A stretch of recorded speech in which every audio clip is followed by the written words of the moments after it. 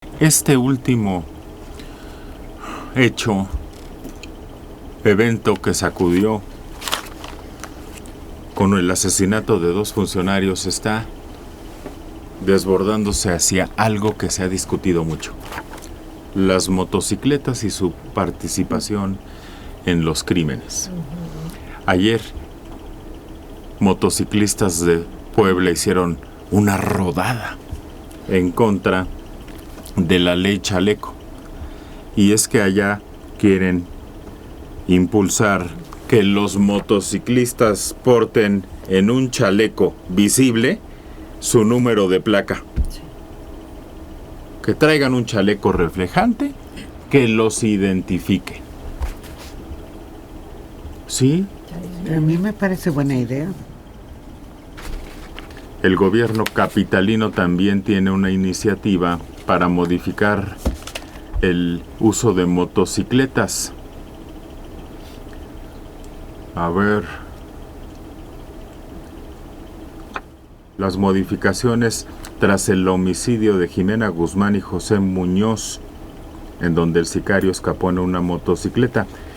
Quieren formalizar las responsabilidades y el registro de este tipo de vehículos.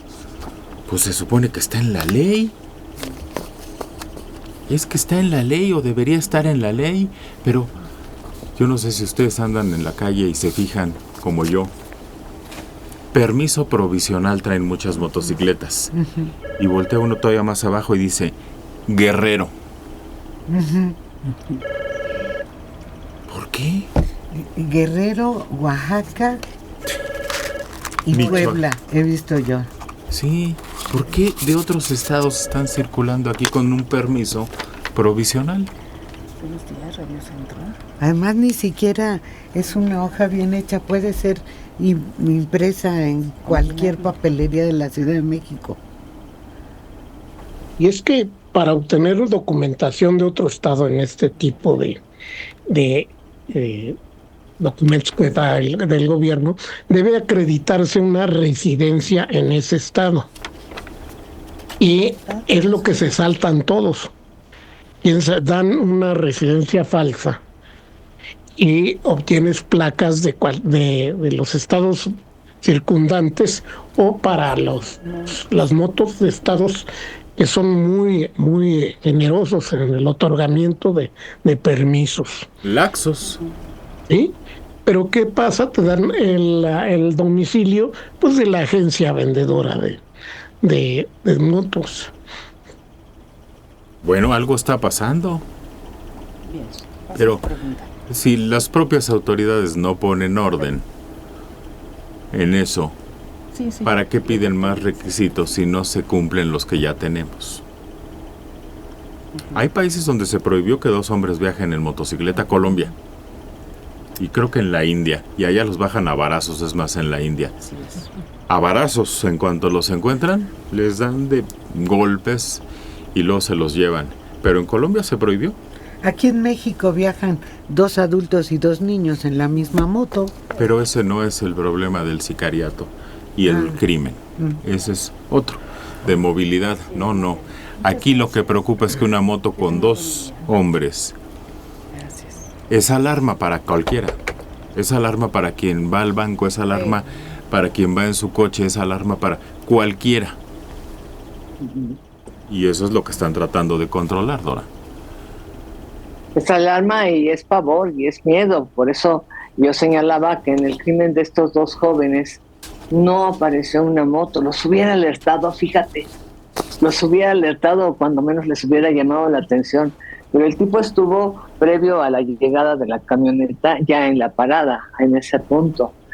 Pero lo hemos visto a lo largo de la República y a lo largo de muchos meses ya, que llegan 2 en lo que uno está con el control de la moto, el otro afina, dispara y huyen.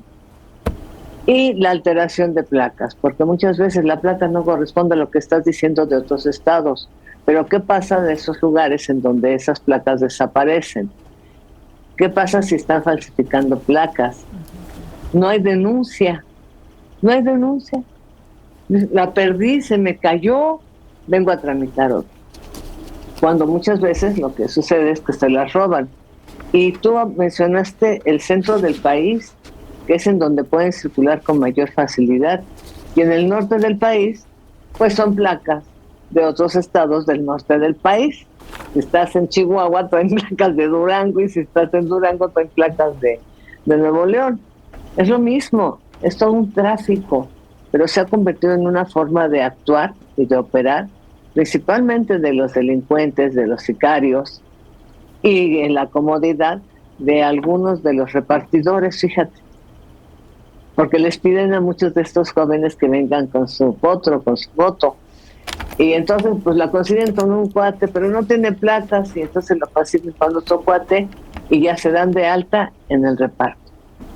Y lo de los chalecos con su nombre, perdón por lo que voy a decir, pero hasta para identificarlos en un accidente es importante. ¿Sí? No traen documentos o son falsos. La camioneta en la que escaparon los sospechosos de participar en el asesinato de Jimena Guzmán y José Muñoz, de acuerdo con las investigaciones, se trata de una Nissan blanca que entró al Valle de México por Tonanitla, en el estado. El vehículo permaneció en la capital hasta el día del ataque, específicamente en Ixtacalco, donde los agresores dejaron una Nissan modelo Kicks color azul, en la que huyeron de la escena del crimen luego de cambiar de vehículo para eludir la persecución.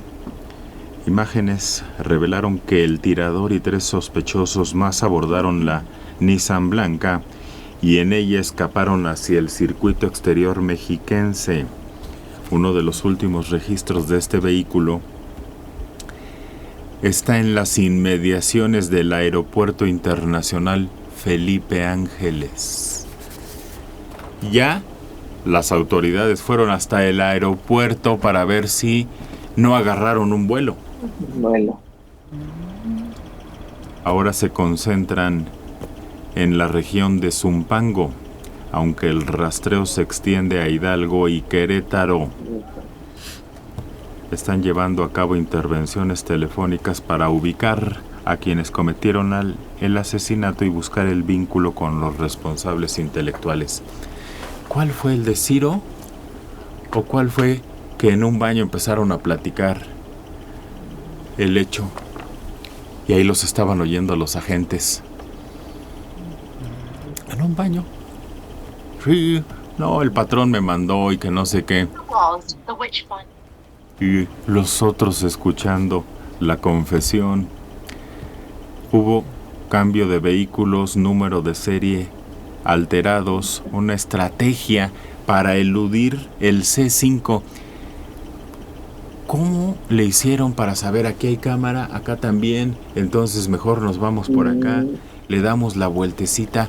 ¿Cuánto lleva una investigación de ese tipo? Pero desde días antes, muchísimo más. ¿Y sabes qué llama la atención también? Que justo cuando ocurre el asesinato, aparecen unos minutos después 3 hombres que están manipulando la cámara.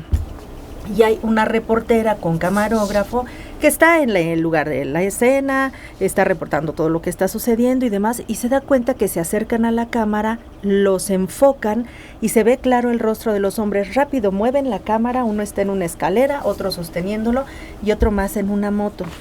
Ella se acerca y les empieza a hacer preguntas y estos nada más se montan el casco, uno se sube a la moto y se va. Y nadie le responde nada y los hombres desaparecen. ¿Por qué justo en ese momento manipulan la cámara que está frente al carro en donde sucede todo esto? Lo explicaron después. Los captó. ¿Cómo se llama esta reportera? Es muy dinámica, de Grupo Fórmula. Es una reportera de Grupo Fórmula. Ay, creo que también se llama Jimena. Ahorita se me escapó su nombre. Y estaba ella haciendo su reportaje y vio que estaban meneándole a la cámara y ahí va con su camarógrafo a preguntarles qué pasa. Y ya explicaron que es que la cámara, cuando falla, empieza a grabar en una memoria. Que fueron a quitarle la memoria. Quiere decir que la cámara no estaba bien. No estaba mandando la imagen al centro de vigilancia. Solo lo estaba guardando en una camarita, en una memoria. Pero eso lo dijeron desde el primer momento, No. que la cámara no servía. Pero no aclararon lo de la memoria, que por eso estaban ahí manipulándolo. Eso no lo aclararon. Y será cierto que comentan que pudo haber sido gente infiltrada de ahí mismo, del mismo gobierno. Eso ya ¿Quién es sabe? una aventura pensarlo, ¿eh? A ver, el arma no se ha usado en otros crímenes según los peritos en balística. El arma usada en la agresión no ha sido utilizada en otro crimen, a diferencia de la empleada en el homicidio del jefe Milton, que también fue un asesinato importante aquí, que estaba ligada a un homicidio previo en la alcaldía Gustavo Amadero. El grupo criminal conocía la rutina de Jimena y José, y la cámara del C2 Sur, que está frente a donde se perpetró el ataque, no funcionaba correctamente. La fiscalía dijo que se hará una exhaustiva investigación del por qué no operaba la cámara y, de ser necesario, una pesquisa interna para deslindar responsabilidades.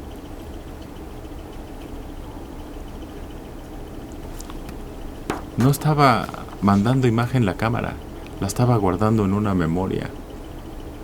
Quiere decir que en el C5 el operador que se sienta frente a la cámara y la tiene que estar viendo, o no lo reportó o se hizo. Alguien tiene que estar viendo esa cámara, revisando, oye, la de Tlalpan en tal lado no funciona. Pues que el material de las cámaras se registra en una memoria y ahí se respalda, pero no han ofrecido ningún dato que certifique que sí tienen el video. Lisbeth Hernández se llama la reportera, Lisbeth Hernández de Radio Fórmula. Y que fue en el ataque, en el atentado contra Ciro Gómez Leiva, donde en el baño fue donde se empezaron a platicar. Oye, ya estuvo el asunto, sí, que quién sabe qué y que no sé qué tanto. A ver, fue el de Ciro. En un baño empezaron a platicar los que lo habían los que Intentaron. lo intentaron y quien los había mandado. ¿Qué año fue el de Ciro? ¿2024? Sí, el año ¿Pasado? pasado. A principios ¿O 23? No, yo ya no me acuerdo. No fue el año pasado. Fue diciembre, Sí. es lo único que me acuerdo. No, entonces fue del antepasado. 23, 22. Ya no me acuerdo, Dora. Yo tampoco, pero yo saco cuentas. 22, yo creo en el 22. ¿Cómo haya sido? La indiscreción en un baño fue lo que permitió que se le diera seguimiento o se abriera una investigación más exacta. Y resulta triste, resulta preocupante que haya sido por este medio y no por una investigación a fondo. ¿No? Una coincidencia tal vez. Pues ojalá que lo sepamos. Ayer me convenció César. Un mensaje hubiera sido balazos. Que los mataran. Pero me generó más dudas. Porque tienes toda la razón, César. Unos balazos hubieran sido suficientes. Pero cuando declaras la guerra, yo jugaba cuando era pequeño, declaro la guerra en contra de mi peor enemigo, ¿qué es? Y decía quién es. En este caso, como tú lo dices, entonces ellos deben de saber quién es, César. Cuando menos es alguien muy poderoso económicamente, porque el operativo es un operativo muy caro. Si nos vamos a la historia oficial, es más caro que la muerte de Kennedy. Kennedy es un monito que agarra un rifle, se sube a una biblioteca y le dispara al presidente de los Estados Unidos. Aquí interviene una pistola que nunca había sido usada con silenciador. Más un coche. Ese detalle que estás agregando, traía silenciador el hombre, César. Sí. Es muy revelador. Eso, un silenciador puede costar más que una pistola. Exacto, por eso estoy diciendo que es un operativo muy caro.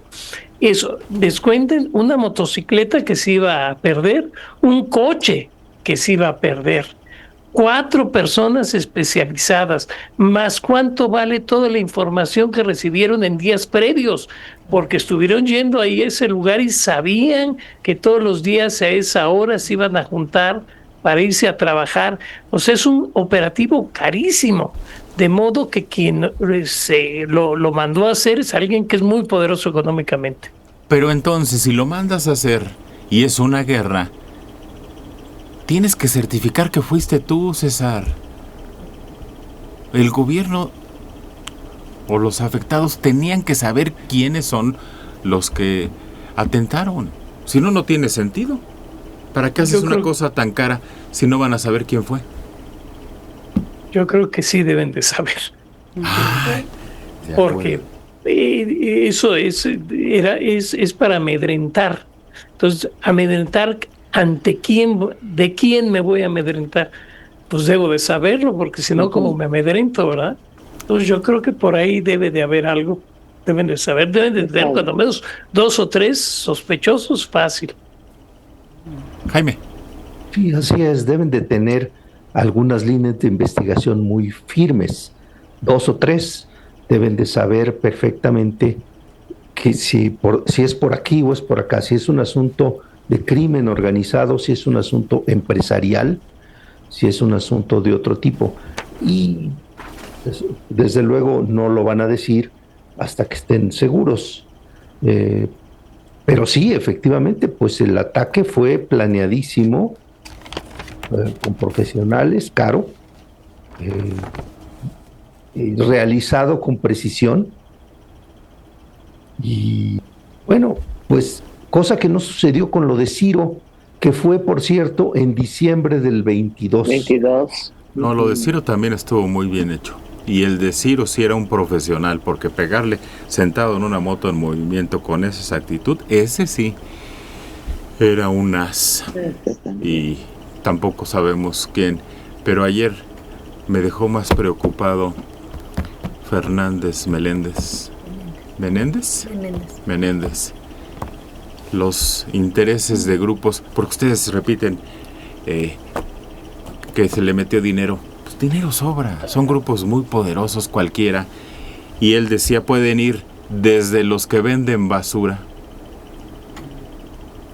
los que transportan gente, droga, hasta el infinito, los que pueden estar detrás por los intereses que mueve.